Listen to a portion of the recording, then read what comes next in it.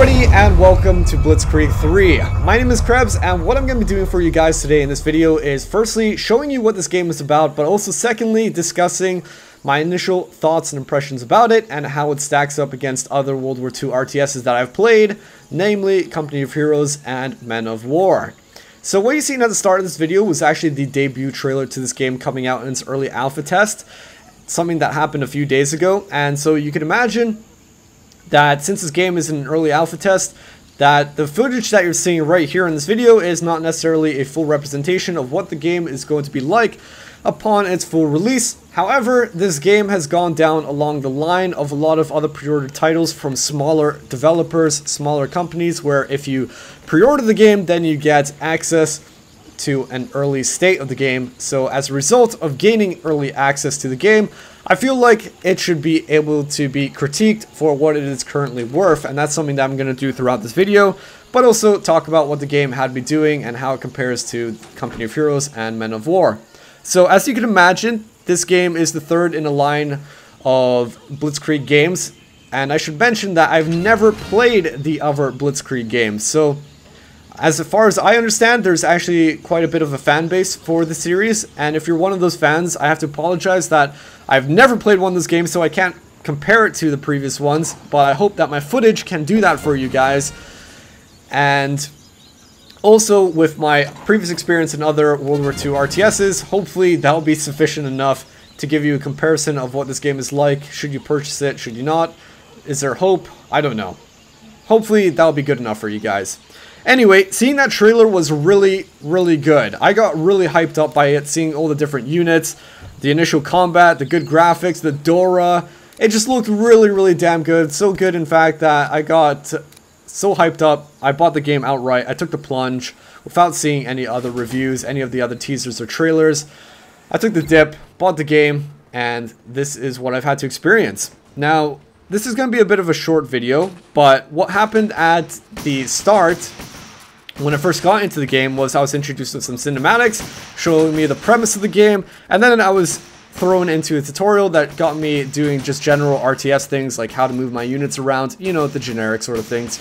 And then once I got into the menu, I wanted to play some single player, but I couldn't do that because it was blanked out, so I had the option of going to multiplayer. Now, oddly enough, when I clicked the multiplayer button, it threw me into single player, and namely the campaign, from which I could choose 3 campaigns, either the USSR, American, or German campaign, and so I opted to go for the German campaign, and this is what I'm playing with here.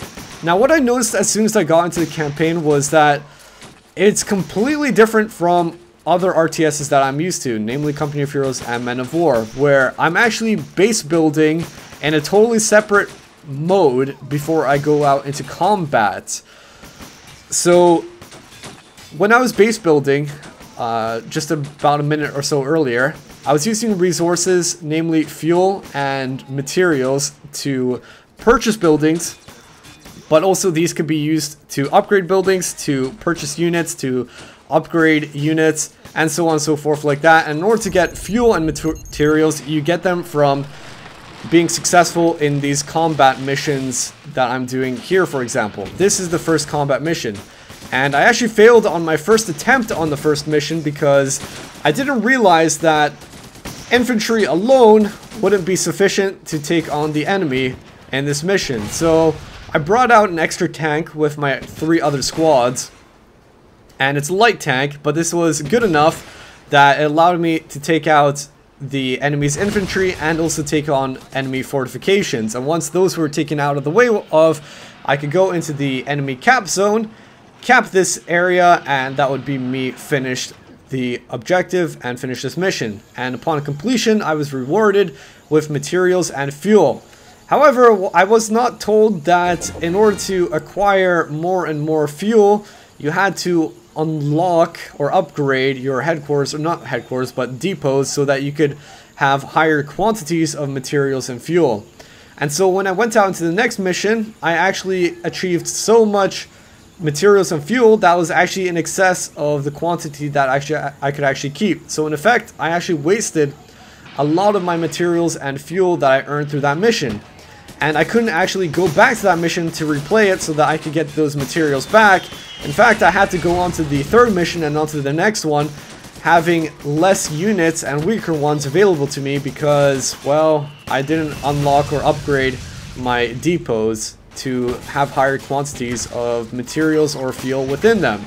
So what you're seeing here is the second mission, and I unlocked a building, I think it was like a support center or something like that, that gave me the ability of getting both mortar barrages and howitzer barrages, which are really useful at clearing out infantry, buildings, and pretty good at taking out tanks as well.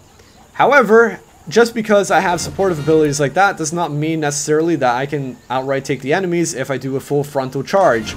So after losing that mission by being surrounded by the enemy, I went back, upgraded some units so that I could actually unlock grenadiers, which have rocket launchers, Panzerschrecks I imagine, on them.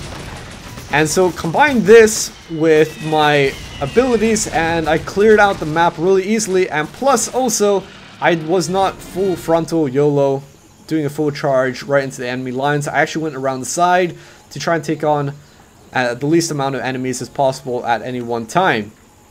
And so this is the representation of what happened. I actually unlocked too much resources that I could actually have, and so when I went to the third mission, which is the one that you're seeing here, I was actually very, very outnumbered and also outgunned, where my units just died really quickly. What you're gonna see quite soon is an enemy tank roll in, and it has some sort of like shotgun ability to it, and it does mass damage to my infantry. And so I quickly lost this third mission. Now, comparing this game to Company of Heroes and Men of War, it seems blatantly obvious to me that this game is kind of a bit more like where, okay, put it like this, where Company of Heroes and especially Men of War is more tactical minded, this game is definitely more arcadey and kind of more reminiscent to Command and Conquer, where you can just charge big blobs of infantry forward and just see what happens. But of course, each infantry has specializations where grenadiers are better at taking out tanks, infantry are better at taking out infantry, so on and so forth, and that specializes with vehicles as well.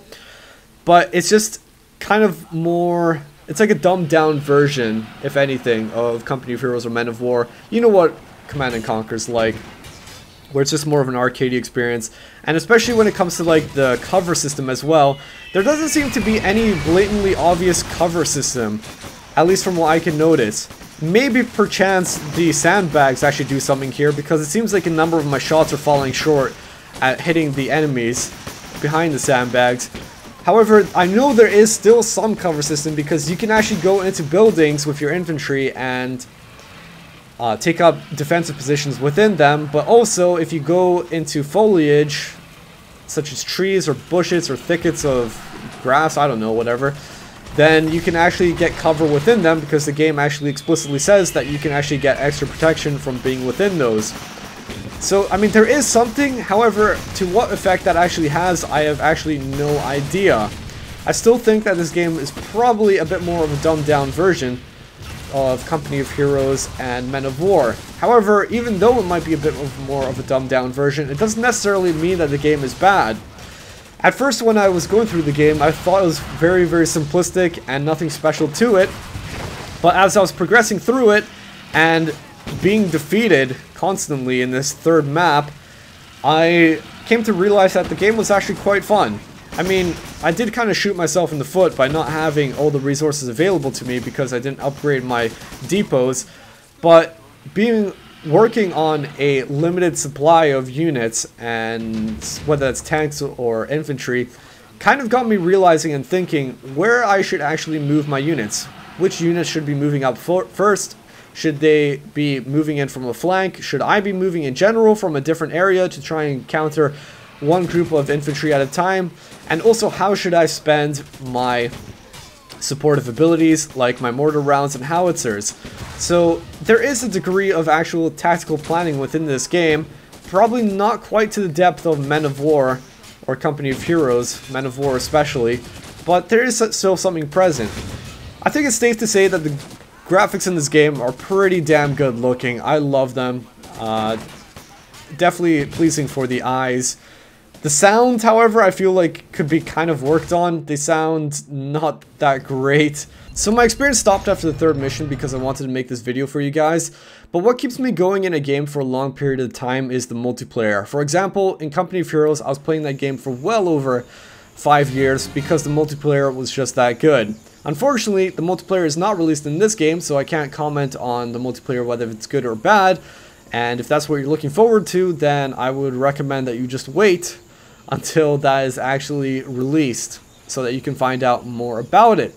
But for what the game is worth, the single player is actually pretty fun. Perhaps that's because I haven't played a game that's Command & Conquer-esque in quite a long time, and it was a bit of a refreshing experience, especially when it's applied to a World War II genre.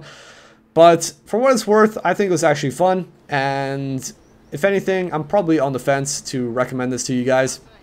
If you want to go for it, then go for it. If you don't want to go for it, I don't blame you. You could wait till there's more features out so that you can get a better idea of what the game is actually like. So anyway, guys, I'm going to ask you, are you going to be purchasing this game as a result of this video? Are you going to be thinking about purchasing this game in the future? Anyway, guys, hope you enjoyed this video, and until the next one, this is Krebs, and I'll catch you guys next time.